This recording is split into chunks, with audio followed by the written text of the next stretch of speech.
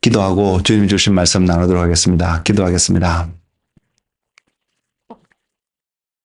주님, 오늘도 우리의 주님의 말씀 앞에 나왔습니다. 주님,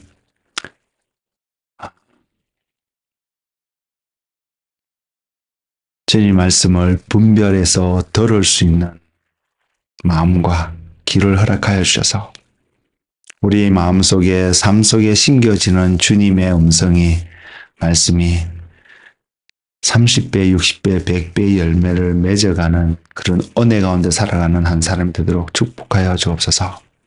주님, 우리의 마음을 낮추시고 그래서 말씀하시는 주의 음성을 듣는 자들 되게 하여 주옵시고 예배를 통해서 말씀을 통해서 주님이 살아계심이 다시 한번 경험되어지는 그런 시간이 되도록 축복하여 주시옵소서. 감사하고 예수님의 이름으로 기도드렸습니다. 아멘.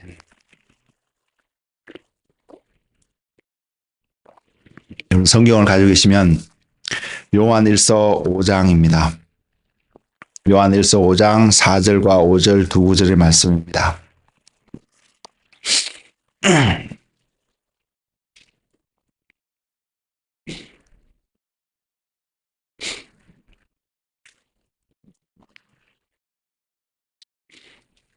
요한일서 5장 4절과 5절 말씀 찾으신 줄 알고 제가 하겠습니다. 무릇 하나님께로부터 난 자마다 세상을 이기느니라. 세상을 이기는 승리는 이것이니 우리의 믿음이니라. 예수께서 하나님의 아들이심을 믿는 자가 아니면 세상을 이기는 자가 누구냐. 아멘.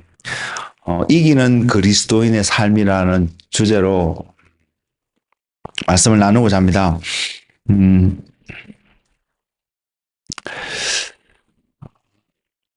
여러분들은 그리스도인들의 삶이 어떠한 삶을 살아가야 되는지 알고 계신가요? 저는 알고 계실 거라고 생각을 하고 말씀을 전합니다. 말씀을 전하는데 정직하게 고백하면 아는 것 같기도 하고 또 때로는 너무 모르는 것 같기도 하고 이러한 마음들이 생각들이 공존할 수 있는 함께 있을 수 있더라고 생각을 합니다. 그런 전제를 가지고 저는 오늘 말씀을 나누고자 합니다. 우리가 과거에서부터 들어왔던 한 표현이 있는데 그것이 어떤 표현이냐면 어떻게 말씀대로 살아갈 수 있을까라는 표현입니다. 이것 중에 푸념 섞인 그 표현을 하는 우리의 심리적인 마음은 이 말씀대로 살아갈 수가 없어. 대다수의 사람들이 말씀대로 살아갈 수 없어. 어떠한 이러한 컨셉을 가지고 하는 표현적인 말씀이 아닐까 생각합니다. 우리는 그렇게 표현을 해온 것 같고요. 또 은연중에 그것이 우리의 삶 속에 당연히 배어 있는 모습들도 분명히 있다고 생각을 합니다. 그런데 우리가 이렇게 생각을 하든 안 하든 상관없이요. 저와 여러분이 두 눈을 부릅뜨고 열심히 성경을 찾고 하나님께 나아가서 하나님의 마음을 하나님의 뜻을 살펴본다면 말씀대로 살아간다는 것, 그것이 어떠한 차원이든 간에 말씀대로 살아간다는 것은 하나님께서 원하시는 삶입니다. 분명히 하나님을 따르고 하나님을 믿는 모든 사람들에게 기대하고 계시는 삶의 궁극적인 모습입니다. 나타나는 모양은 다를 수 있겠지만 그 모든 나타나는 모양을 하나로 종합해서 설명하면 말씀대로 살아가는 삶이라고 분명히 이야기할 수 있을 것이고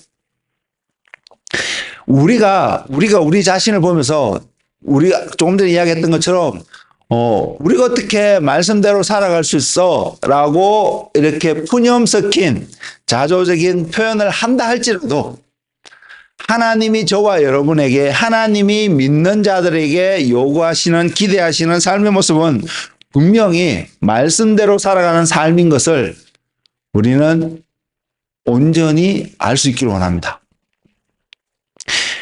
이것이 기준이라는 것입니다. 이것이 우리가 놓쳐버릴 수 없는, 가볍게 여길 수 없는 분명한 기준이라는 것입니다. 그래서 우리의 삶 속에 이것이 우리의 기준이라고 정해진다면 기준은요, 가장 밑바닥에 있는 어떤 모습이거든요.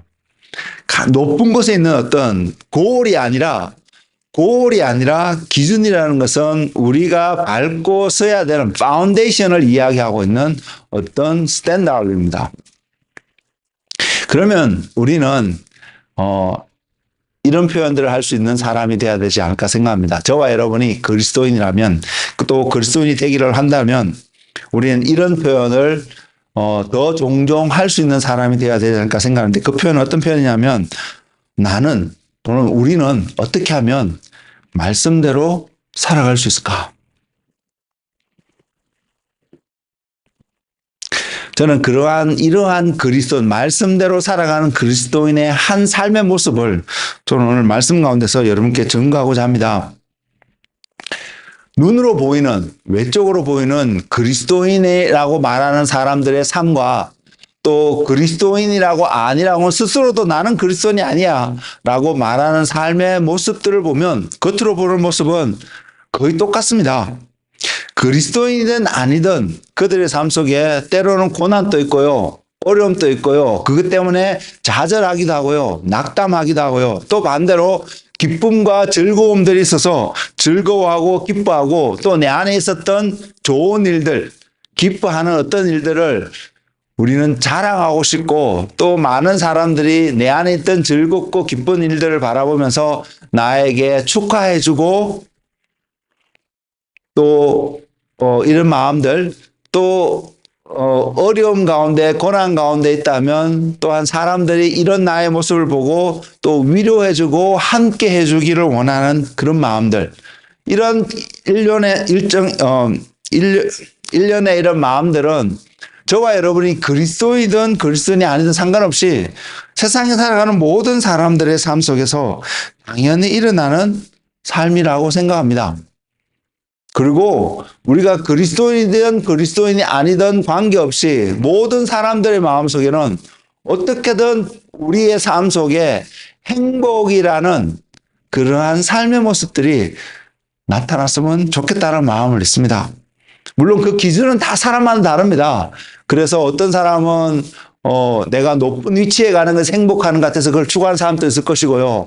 어떤 사람은 내가 재정적으로 풍성한 밀리어네어, 빌리어네어 되는 어떤 그러한 삶이 되면 행복할 수 있을 것 같아서 그런 것을 추구하는 사람들 있을 것이고요. 또한 교회 안에서 믿는다고 말하는 사람들 속에서도 동일한 형태의 모습의 삶의 모습을 분명히 발견할 수 있습니다.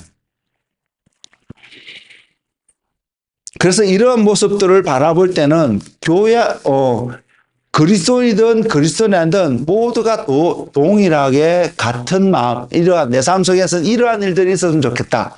좋은 일들만 일어났으면 좋겠다. 행복한 일들만 일어났으면 좋겠다는 마음들은 모두가 갖고 있는 마음일 거라고 저는 생각합니다.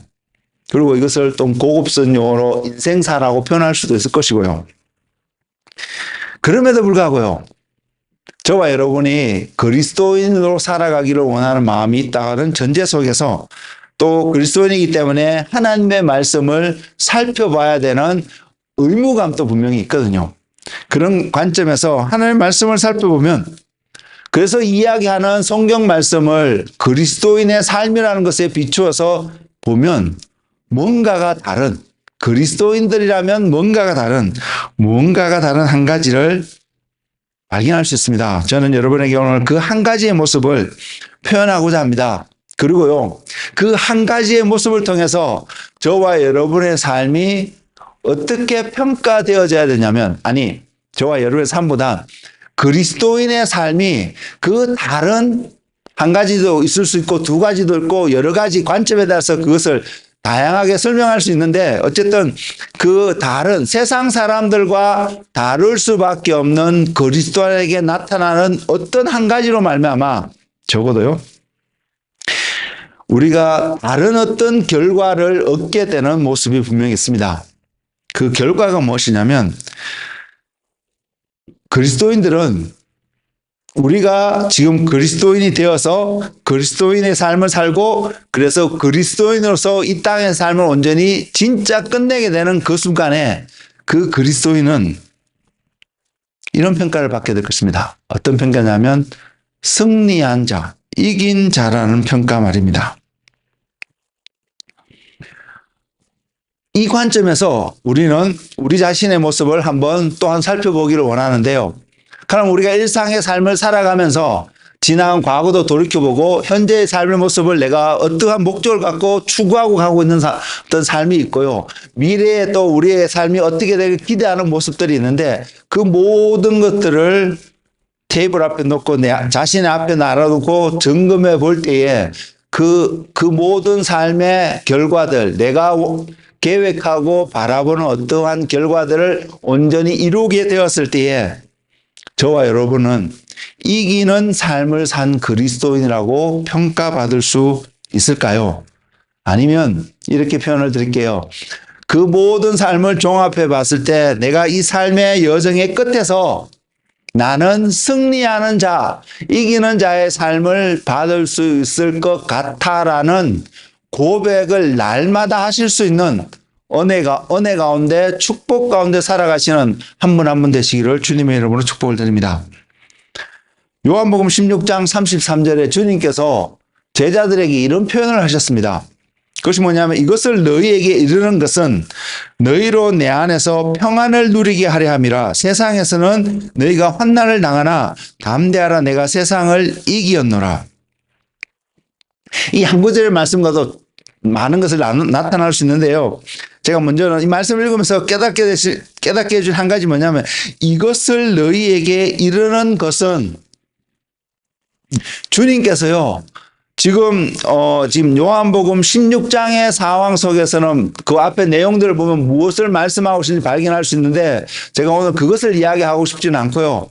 주님께서 우리의 일상의 삶 속에서 오늘 말씀을 통해서 너희가 나의 제자고 그리스도의 삶이 되기를 원한다면 승리하는 자, 이기는 자의 삶이 되어라고 말씀을 하시고 계시는데 이것을 우리에게 이른 이유가 있다는 것입니다. 우리에게 이런 것을 말씀하신 이유가 있는데 요한복음 16장 33절을 통해서 분명하게 저와 여러분에게 전달되어지는 한 메시지가 평안을 누리게 하려 함이라는 것입니다. 저와 여러분이 평강을 누리게끔 하나님이 원하신다는 것입니다. 그래서 우리의 삶이 지금의 모습이 어떠한 모습이든 우리는 평강을 누릴 수 있는 삶의 태도와 삶의 모습 가운데 그래서 삶의 열매를 맺는 그런 삶이 되는 것이 당연합니다. 주님 안에 있는 사람이라면요.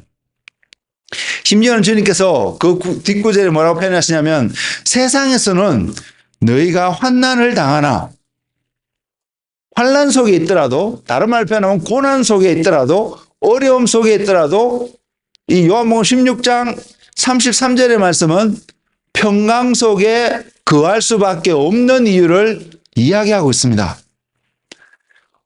우리의 논리로 모순적인 표현이죠. 내가 어려움 가운데 있는데 환난 가운데 저와 여러분 어려움과 환난 가운데 있다는 것은 염려하는 어떤 삶의 어떤 모습들이 있고 문제가 있는데 문제가 해결되어지고 있으면 평강할 것입니다. 그런데 현재의 모습 속에서는 이 문제가 해결되어질 것 같지 않으니까 두렵고 무섭고 염려스럽고 불안하고 이 모든 표현들이 평강하고는 반대가 되는 표현들이거든요. 그런데 주님께서 하시는 말씀은 세상에서 너희가 환난을 이기셨기 때문이라고 표현하고 있습니다. 결국은 우리 이런 고백을 할 수 있습니다. 내가 이기는 어떤 삶을 오늘도 살아가고 과거에도 살아왔고 미래도 살아가서 결국 마지막 날 우리의 삶이 이기는 자의 삶이 되었다라고 고백이 되어진다면 우리는 평강 가운데 하루하루를 살아왔다라고 고백할 수 있다는 것입니다.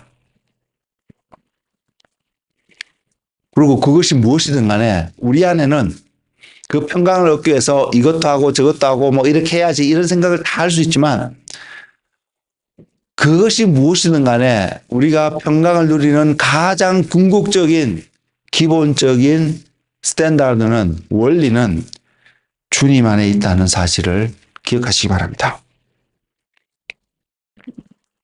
왜냐하면 우리가 주님 안에 있는 그것이 우리가 평강을 누리게 되는 이유는 주님이 이기셨기 때문입니다. 만일 주님이 패배하신 분이라면 우리가 아무리 주님 안에 있다 할지라도 우리는 평강을 누릴 수가 없습니다. 이기는 자가 아니기 때문에요. 그래서 우리가 주님 안에 있다는 그 사실 자체는 주님 그분이 세상을 이기셨기 때문에 우리가 평강을 누릴 수밖에 없는 그 당연한 진리가 그곳에 있음을 우리는 늘 기억하길 바랍니다. 그래서 우리의 삶 속에서 내가 지금 뭔가 불안하고 염려스럽고 고민스럽고 뭔가 이러한 삶이 자꾸 내 모습 속에 나타난다면 우리는 단순하게 이런 생각을 할 수 있기를 원합니다. 아, 내가 지금 주님 안에 있지 않는 모습이 어떤 모습이 있구나. 그래서 주님 안에 다시 들어갈 수 있는 은혜가 선택이 여러분 삶 속에 충만하게 주어지기를 원합니다. 분명히요. 그 모습이 어떠한 모습이든 우리가 주님 안에 있을 때는 분명히 평강을 누릴 수 있기 때문입니다. 저와 여러분이 그리스도인이 되고자 한다면 우리에게 하나님의 말씀을 믿고 살아가고자 하는 그 마음이 분명히 있잖아요. 하나님의 말씀은 그것을 약속하고 있기 때문에 저는 우리 모두가 그 약속이 내게 주어지는 선물로 열매로 온전히 누리며 살아가는 하나님의 자녀가 되기를 주님의 이름으로 축복을 드립니다. 그래서 성경을 보면 그리고 주님을 따라가는 그 삶을 보면 우리가 무엇을 발견하면 주님께서 어떻게 이 세상에서 승리하시며 삶을 살아가셨는지 주님의 궁극적인 승리의 모습은 십자가에서 분명히 나타나지만 그래서 그 십자가를 바라볼 때에 주님께서 그것을 어떻게 가시면서 어떻게 승리하신지를 보게 되면 그래서 우리가 그 원리를 우리의 삶 속에 동일하게 적용할 수 있는 은혜가 주어지면 우리 또한 주님과 같은 그러한 승리의 기쁨을 누릴 수 있음을 이야기하고 있고요. 성경은 이기는 자가 되어야 되는 것을 굉장히 강조하고 있음을 우리는 기억했으면 좋겠습니다. 많은 사람들이 교회에 오면서 축복을 누리기를 원하고 복을 받기를 원하지만 맞습니다. 성경은 그것을 약속하고 있습니다. 그렇기 때문에 우리는 그 복을 또한 누릴 수 있는 한 사람 한 사람 되기를 주님의 이름으로 축복을 드립니다. 그럼에도 불구하고 성경이 주님이 하나님이 우리를 부르신 것은 그러한 우리가 기대하는 복만을 약속하고 있는 것이 아니라 정말로 이 땅에서 담대하게 평강을 누리며 궁극적으로 이기는 자의 삶을 살기를 원하시는 주님의 마음이 온전히 기록되어져 있고요. 그 주님의 마음이 정확하게 더 명확하게 보여주고 있는 말씀들이 계시록에 표현되어지고 있는데 계시록에 보낸 7교회에게 보내는 메시지 각 교회마다 어떤 교회는 이런 것을 책망하시면서 또한 어떤 교회는 이런 것을 칭찬하시면서 결론적으로 맺는 메시지가 있습니다. 그것을 제가 간략히 요약해서 말씀을 드릴 텐데 에베소 교회에 보내는 메시지 속에서 주님께서 이렇게 말씀하셨습니다. 어떤 메시지를 주냐면 이기는 그에게 모두가 공통적으로 에베소 교회, 버가모 교회, 두아디라 교회, 사대 교회, 빌라델피아 교회, 스무나 교회, 라오디게아 교회 7교회에 보내는 메시지에 칭찬과 책망을 하시면서 공통적으로 하시는 말씀이 이기는 그에게는 에베소 교회는 이렇게 표현하셨습니다. 내가 하나님의 낙원에 있는 생명나무의 열매를 주어 먹게 하시겠다고. 예수님이 주셔야 된다는 사실 여러분 인식하고 계시죠? 아담과 하와가 범죄한 이후에 생명나무는 화영검이 돌면서 지키고 있습니다. 아무나 이제는 갈 수 없는 그런 상황이 되었습니다. 그런데 어쨌든 주님께서 약속하기를 이기는 자에게는 낙원에 있는 생명나무의 열매를 주어 먹게 하겠다는 것입니다. 그리고 소모나 교회에게 보낸 편지 속에서는 이렇게 표현하고 있습니다. 이기는 자에게는 둘째 사망의 해를 받지 않을 것을 이야기하고 있습니다. 둘째 사망이 어떠한 것인지 계시록에서 분명히 설명하고 있습니다. 그래서 그 둘째 사망의 해를 받지 않을 약속을 분명히 하고 있습니다. 버가모 교회에 보낸 편지 속에서는 이기는 자는 감추어졌던 만나를 주고 흰돌을 주실 것을 약속하고 있습니다. 하나님의 어떠한 선물이고 약속이 있음을 분명히 이야기하고 있습니다. 두아디라 교회에 보내는 편지 속에서는 이기는 자와 끝까지 주님의 일을 지키는 자, 두 부류의 사람을 나타나는데 결국은 한 사람이라고 한 종류의 한 부류의 어떤 결론을 맺는 사람이라고 분명히 표현할 수 있는데 이 사람은 어떤 사람이면 만국을 다스릴 수 있는 권세를 주실 것을 약속하고 있습니다. 사대교회에 보낸 편지 속에서는 이기는 자는 흰옷을 입을 것이며 그 이름이 생명책에 지워지지 않을 것을 약속하고 있습니다. 생명책에 기록되어지는 것을 약속하고 있는 것이 아니고요. 생명책에서 이름이 지워지지 않는 것을 약속하고 있다는 것을 기억하시기 바랍니다. 그리고 이 사람들의 또 하나님께서 뭐라고 하냐면 주님께서 하나님과 천사들 앞에서 이들을 인정하시겠다고 말씀하시거든요. 여러분 마태복음의 말씀을 보면 주님의 이름으로 이것도 하고 저것도 행했습니다 했는데 주님이 그 어떤 부류에게 내가 너를 도무지 알지 못한다라고 표현하시는 주님의 평가의 말씀이 마태복음 7장에 있잖아요. 근데 주님께서 이기는 이 사람들에게는 하나님과 천사들 앞에서 이 사람을 안다라고 인정하는 어떤 주님의 약속이 주어지고 있다는 사실을 기억하기를 원합니다. 그리고 빌라델피아 교회에 보내는 편지에서는 이기는 자는 하나님의 성전의 기둥이 될 것을 약속하고 있습니다. 마지막으로 라오디게아 교회에 보내는 편지 속에서 이기는 자는 주님의 보좌에 함께 앉을 수 있음을 약속하고 있습니다. 이 주님의 보좌에 함께 앉는다는 것, 그 다음 연속해서 설명하고는 그 말씀을 보면 있습니다. 이렇게 표현하고 있습니다. 주님께서 내가 이겨서 하나님과 함께 보좌에 앉은 것처럼 이기는 자 그 사람도 나와 함께 나의 보좌에 함께 앉을 것을 설명하고 있다는 것입니다. 지금 7교회에 보낸 편지글 속에서 이기는 자에게 약속하시고 있는 주님의 그 말씀들을 종합해서 보면 구원받은 자가 누릴 수 있는 약속이고 특권이고 은혜 아닐까요? 우리가 주님을 믿고 우리가 영생을 얻는 것을 소망하고 살아가는 그 삶 속에 우리는 지금 7교회에게 약속하고 계시는 7가지 형태의 그 모든 약속들을 소망하고 바라보고 살아가기 때문에 우리가 오늘 이곳에 나와 있고 또 하나님을 예배하고 하나님을 더 알기를 원하고 하나님을 주님을 따라가는 삶을 살아가기를 원한다라고 표현할 수 있지 않나요? 그렇다면 이제 제가 여러분에게 이런 질문을 드리겠습니다. 여러분 개별적으로 여러분이 하나님 앞에서 이 질문에 한번 답을 해볼 수 있는 은혜가 있기를 원합니다. 그것이 뭐냐면 지금 말씀드리는 7교회에 보내는 하나님의 이 7가지 다른 형태의 약속이 여러분의 것이 되기를 소망하고 계시나요?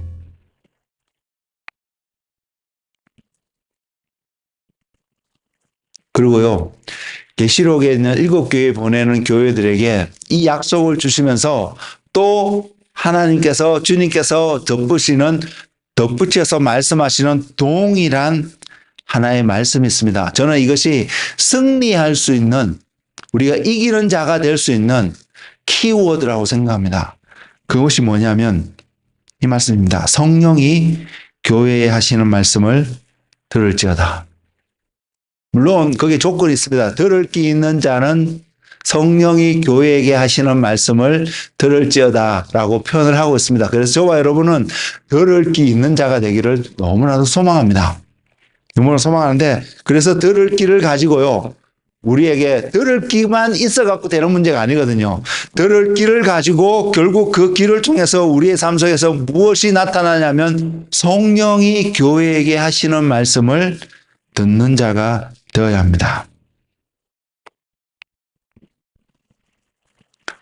우리의 삶 속에 순종해야 된다는 것을 저희 교회는 너무 많은 이야기하고 있기 때문에 잘 알고 있을 것 같은데 여러분 이 순종의 삶을 위해서 이 열매를 위해서 우리는 들을 수 있는 자가 되어야 합니다. 성령이 하시는 말씀에 귀를 기울일 수 있는 한 사람 한 사람이 되어야 합니다. 결국은 뭐냐면 우리가 환난 속에 핍박 속에 또는 고난 속에 어려움 속에 불안하고 짜증스러울 수 있는 답답할 수 있는 어떤 상황 속에 놓여 있다도 그럼에도 불구하고 우리가 평강을 누리기를 원하는 마음이 있다라면 우리에게 어떤 태도가 나타나냐면 이것은 우리가 가져야 하는 태도거든요. 그래야만이 주님이 주실 수 있거든요. 그래야 주님이 여러분에게 평강을 주실 수 있고 해결책을 주실 수 있거든요. 그 태도는 뭐냐면 내가 성령님이 하시는 말씀, 주님이 하시는 말씀을 들어야지 생각하고 듣는 자리에 나가야 된다는 사실입니다. 세상에 있는 사람들은 이런 표현을 합니다. 어려움이 있으면 이것이 해결되기를 원하고 이것이 빨리 지나가기를 원하는 마음에서 바라볼 수 있습니다. 물론 어떤 일은 그것을 해결하기 위해서 무언가를 열심히 또 할 수도 있겠고요.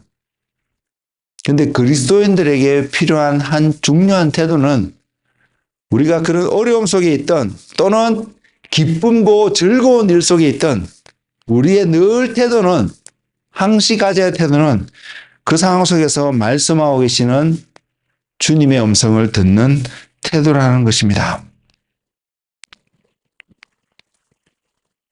우리의 생각 속에는요, 이런 생각이 있을 수 있다고 생각합니다. 저도 옛날에 그랬고, 지금 또 여전히 스트러글 하는 부분이 있습니다. 이렇게 표현하기 때문에 제가 항상 쉽다라는 표현이 좀 조심스러운 표현인데, 하나님의 말씀을 늘 제가 원하는 때에 제가 원하는 모습으로 듣는 것은 아니기 때문에요. 그렇기 때문에 하나님의 말씀이 듣는 것이 굉장히 쉽지 않게 다가오는 모습이 우리의 생각 속에 있다는 것을 전적으로 인정합니다. 그럼에도 불구하고 우리는 하나님의 음성을 들을 수 있다는 걸 우리는 분명히 그것을 바라보고 우리의 삶이 하나님의 음성을 듣는 자리에 가는 은혜가 있기를 소망합니다. 그리고요, 그 하나님의 음성을 듣는 데 있어서 주님의 성령님께서 교회에게 하시는 말씀을 듣는 데 있어서 내가 지금 듣고 있는 음성이 하나님의 음성인가 아닌가 이것을 분별하는 것보다도 더 중요한 원칙이 있습니다. 그 원칙이 우리 삶 속에서 세워지길 원합니다. 그것이 뭐냐면 주님께서 이런 말씀을 하셨거든요. 내 양은 내 음성을 듣고 따른다라고 말씀을 하셨거든요. 그래서 이 말씀에 초점을 맞추는 것입니다. 내가 듣는 음성에 초점을 맞추는 것이라. 그래서 이게 하나님의 음성인가 아닌가 이게 초점을 맞추는 것보다도 더 우선시 초점이 맞추는 것이 주님의 양은 주님의 음성을 듣는다고 약속하였기 때문에 때로는 우리가 하나님의 음성을 듣는 것이 너무 어렵게 느껴진다 할지라도 그리고 그래서 어떻게 하나님의 음성을 들을 수 있어? 라는 부정적인 생각이 우리 안에 들어온다 할지라도요. 우리가 서 있기를 원하는 하나님의 말씀은 주님의 양은 주님의 음성을 듣는다라고 성경 말씀이 선언하고 있기 때문에 우리는 그 말씀 가운데 우리의 믿음을 뿌리를 두는 그런 은혜가 우리 삶 속에 있기를 주님의 이름으로 축복을 드립니다. 왜? 우리는 주님이 약속하신 말씀에 따라 주님을 우리의 구주라고 영접하고 이곳에 모인 사람들이기 때문에요. 그래서 우리가 초점을 맞춰야 되는 것이 주님의 양들은 주님의 음성을 듣는다라고 말씀하신 주님의 말씀 위에 우리 자신이 서야 된다는 사실을 잊지 않으시는 한 분 한 분 되시길 주님의 이름으로 축복을 드립니다. 앞에서도 이야기했지만 우리의 삶 속에 희노애락들이 기쁨과 즐거움과 슬픔과 힘든 일들이 수시로 일어날 수 있습니다. 그것을 통해서 때로는 좌절도 하고요, 분노도 하고요, 즐거워하기도 하고 기뻐하기도 합니다. 그러나 그 모든 일을 통해서 우리가 초점을 맞춰야 되는 그 삶의 태도는 바로 하나님의 말씀이라는 사실을 기억하기를 원합니다. 우리는 종종요, 우리의 삶이 흔들린다고 느껴질 때 또는 옆에 있는 이웃들의 믿는 형제들의 삶을 보면서 그들의 삶이 흔들리고 있다라고 느껴질 때에 우리는 이런 생각을 쉽게 합니다. 어떤 생각을 하냐면 그 사람이 지금까지 경험해보지 못했던 어떠한 고난 가운데 또는 어떤 어려움 가운데 기대하지 않았는데 갑자기 핸들하기 힘들어 보이는 어떠한 어려움들과 해결해야 될 어떤 문제들이 닥칠 때에, 그래서 이것을 어떻게 할 줄 모를 때에 그러고 있는 모습을 보면서 그들이 흔들리고 있구나라고 생각할 수 있다는 사실입니다.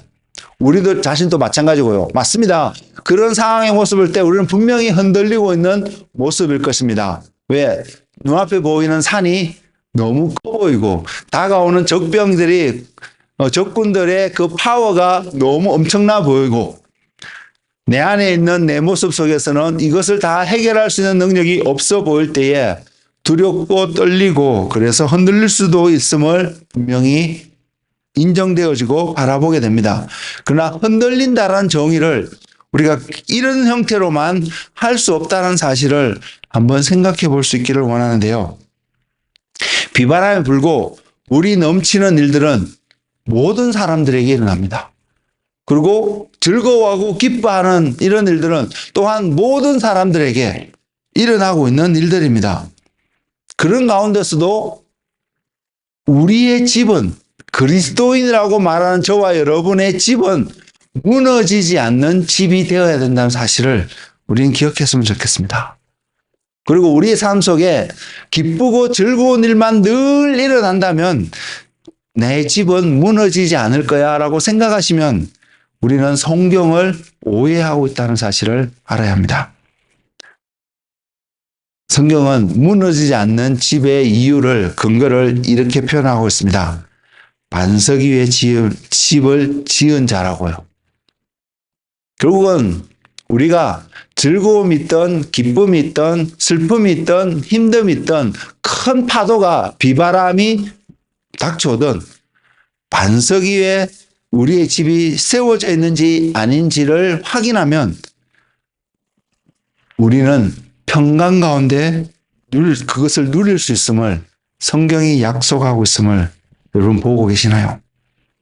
저는 우리가 이것을 볼 수 있기를 원합니다. 그래서 내가 반석 위에 나의 집을 세우고 있는지를 늘 살펴보며 살아가는 신앙인의 삶, 그리스도인의 삶이 되시기를 주님의 이름으로 축복을 드립니다.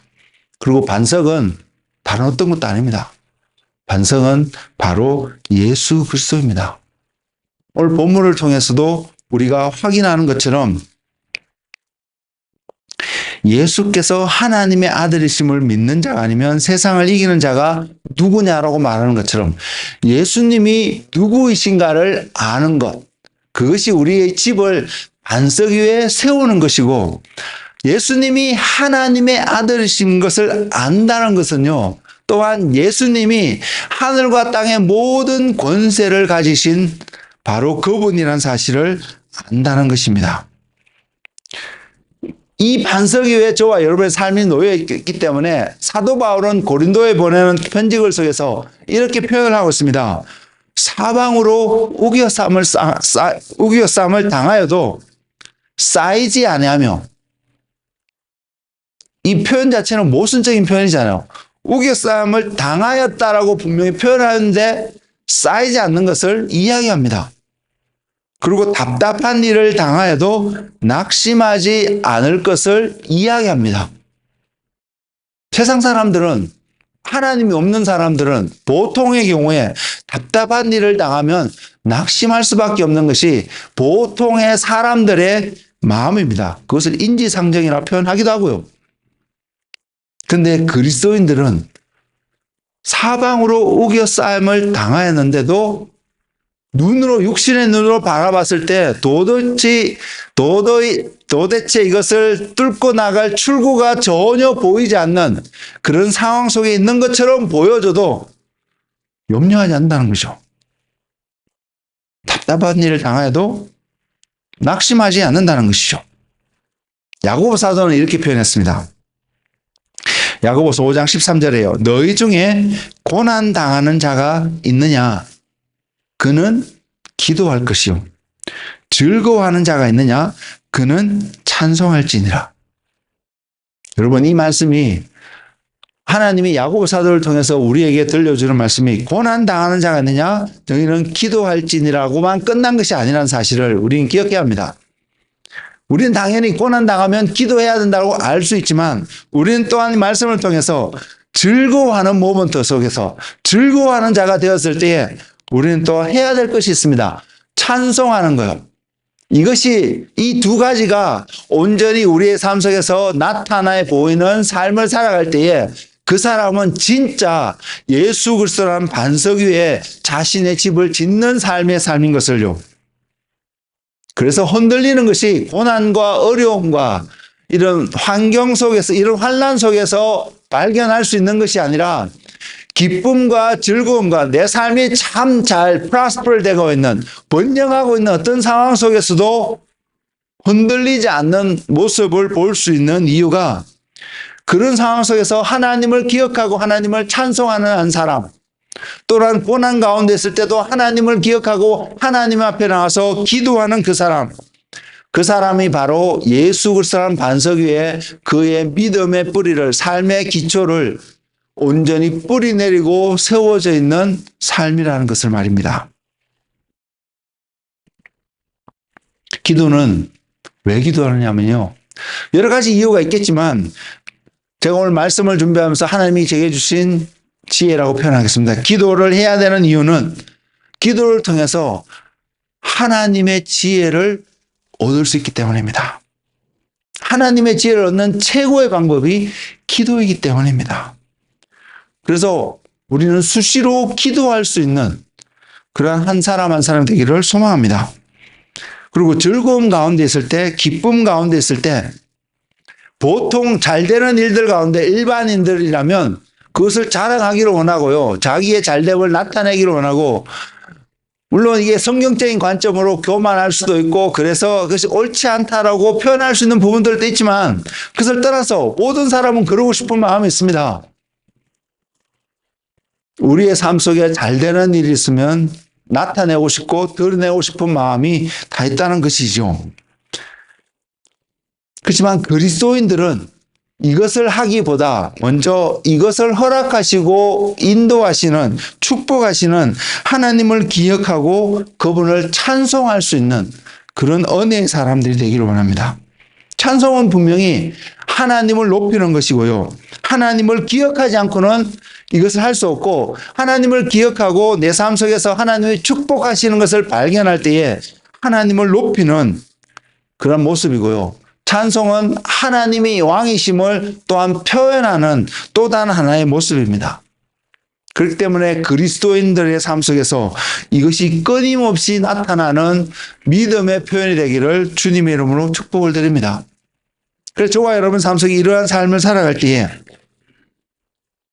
우리는 승리할 수 있다는 것입니다. 결국은 환난 속에서도 평강을 누리는 그 삶은 우리가 기도하고 하나님을 찬양하는 그러한 삶을 살아갈 때에 우리가 그것을 누릴 수 있고, 그러한 삶이 환난 속에서 고난 당할 때에 기도할 수 있고 즐거움 속에서 하나님을 찬양하는 그 삶이 반석이신 예수 그리스도 안에 내 삶이 세워져 가고 있는 사람의 삶의 모습인 것을 성경은 분명히 보여주고 있습니다. 저와 여러분 지금 어떠한 삶의 모습으로 오늘 또 살아가고 계신가요? 그리고 그렇게 놓여 있을 때에 오늘 우리에게 주신 본문의 말씀처럼 예수 그리스도가, 또한 요한복음 16장 33절의 말씀처럼 내가 세상을 이겼다고 말씀하신 바로 그분이, 그분 안에 우리가 있기 때문에 우리가 승리할 수밖에 없는 그 이유인 것을 바라볼 수 있는 은혜가, 그 시각이 우리의 삶 속에 늘 있기를 원합니다. 그래서 그리스도인들은 승리하는 자의 삶으로, 이기는 자의 삶으로 살아가야 되는데, 그러기 위해서 우리가 늘 점검되어야 될 부분이 우리가 그리스도 안에 있는 삶입니다.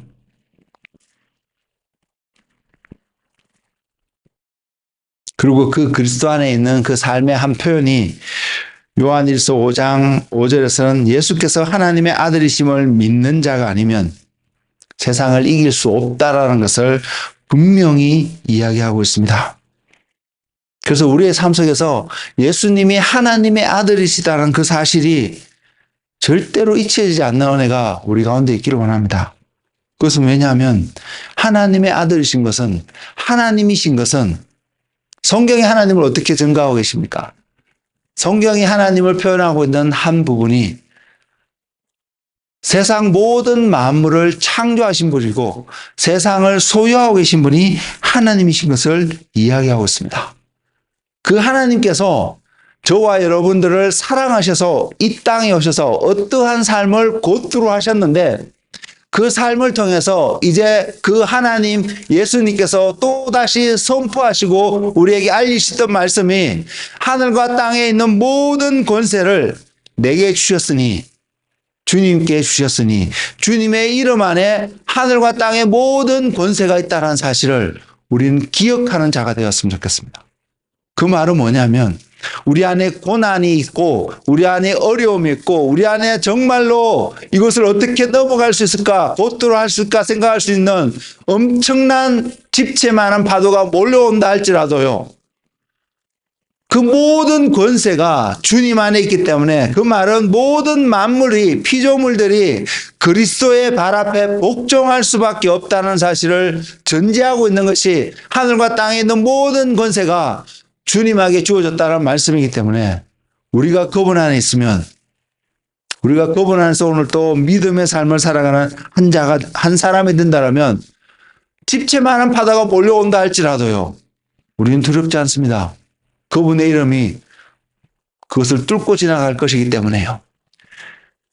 예수님 없이, 예수님의 말씀을 듣고요, 제자들이 배를 저어서 다른 곳으로 가고자 그 밤에 갈릴리 호숫가를 건너갈 때에, 배 타고 갈 때에 풍랑이 일었단 말입니다.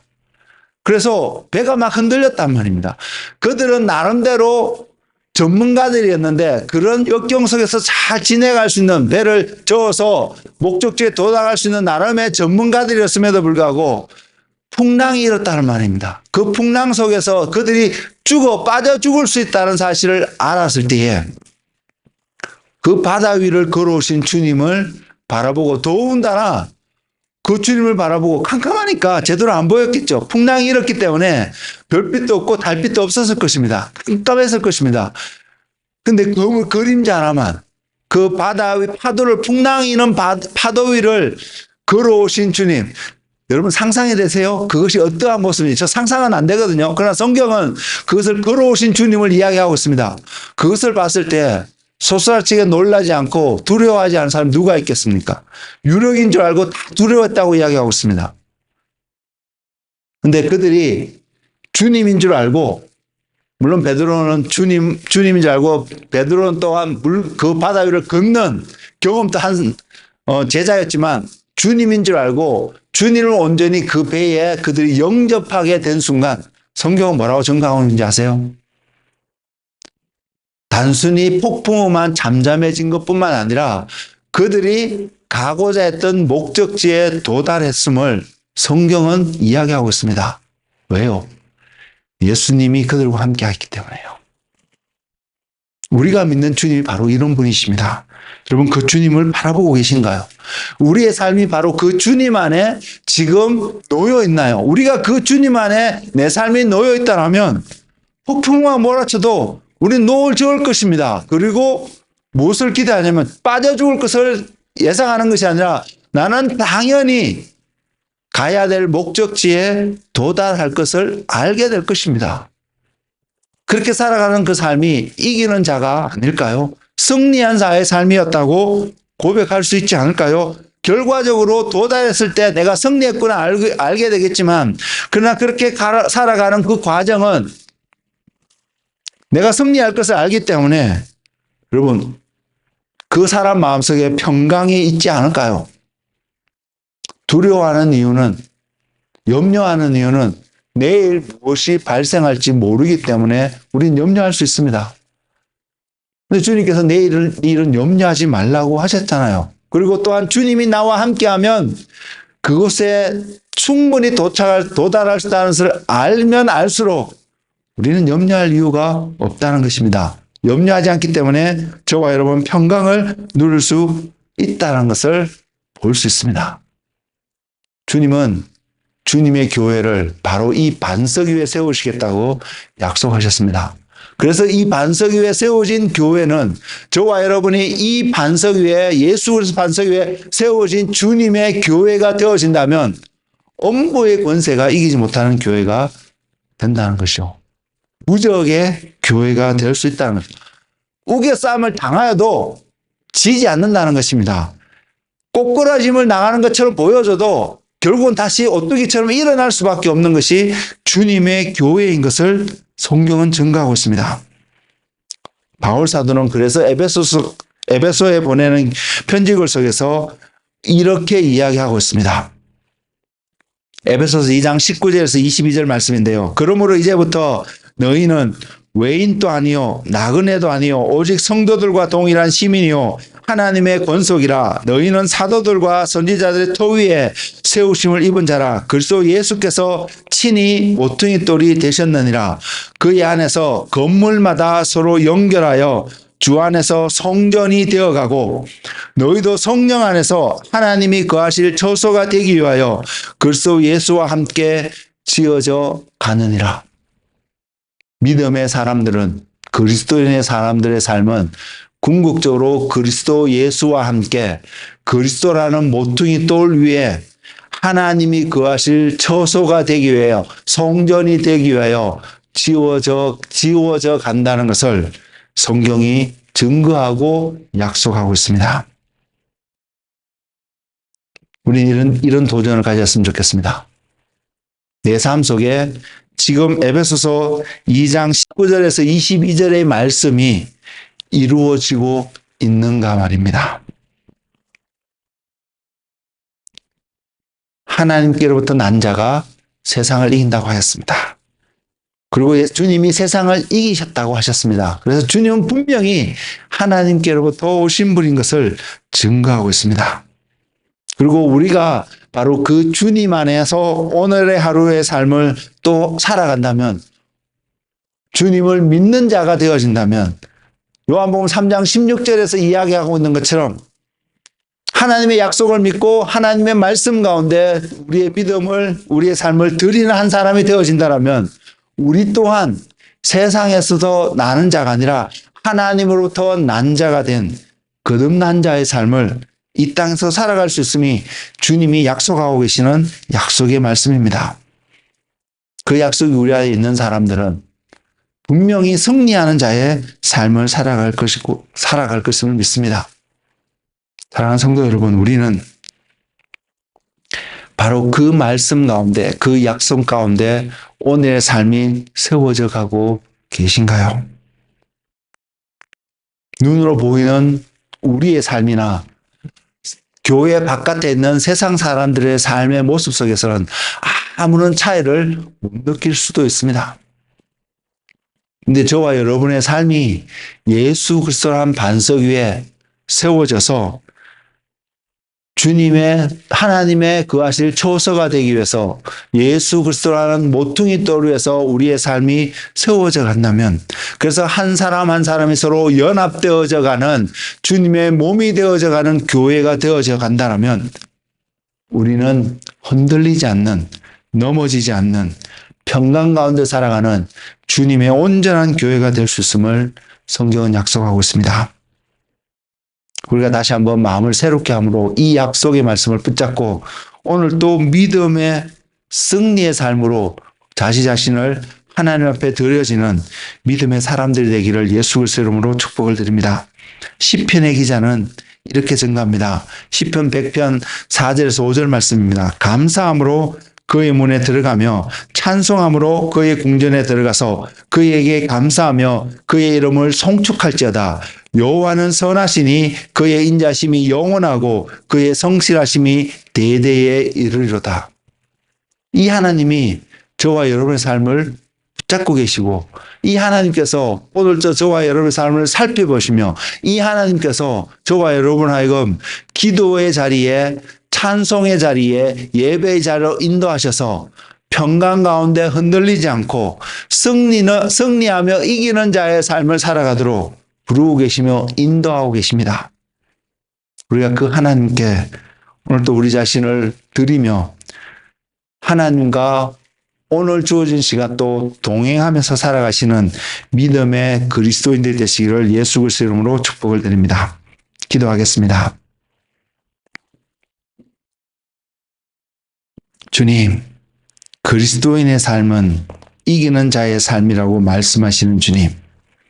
그리고 그 이유가 먼저는 주님께서 이기셨기 때문에 주님을 따르는 자의 삶은 이길 수 있음을 이야기하고 계시고, 또한 우리의 삶이 이기기 위해서는 바로 이기신 예수 그리스도 주님, 반석되신 그 주님 안에 세워질 때에, 주님 안에 우리의 삶이 발견되어질 때에 세상 가운데 환난을 당할 수 있지만 염려하지 아니하고 승리할 수를 약속하신 주님, 우겨 싸움을 당하여도 쌓이지 아니하고 낙담되고 좌절되어 있어서 넘어지는 것 같지만 다시 일어설 수밖에 없는 이유를 말씀하신 주님, 오늘 시간 주님 앞에 나와서 주님을 구하고 주님을 바라볼 때에 동일하게 이곳에 머리를 숙이고 주님을 찾는 한 사람 한 사람에게 그리스도가 당신이 반석이 되심을 깨닫게 하시고, 나의 삶이 그 반석 위에 온전히 세워져 가는 삶이 되어지는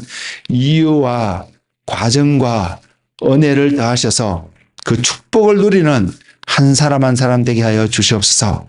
그래서 야고보 사도가 권면하고 명령하여 준 것처럼 고난 가운데 있거든 기도하는 자가 되게 하시고, 즐거움 가운데 있거든 찬송하는 자가 되어져서 우리의 상경과 상관없이 늘 기도와 찬송으로 주님과 동행하는 주님의 제자의 삶, 신부의 삶, 주님의 몸된 교회의 삶이 될 수 있도록 주님 축복하여 주시옵소서. 감사하고 예수님의 이름으로 기도드렸습니다. 아멘.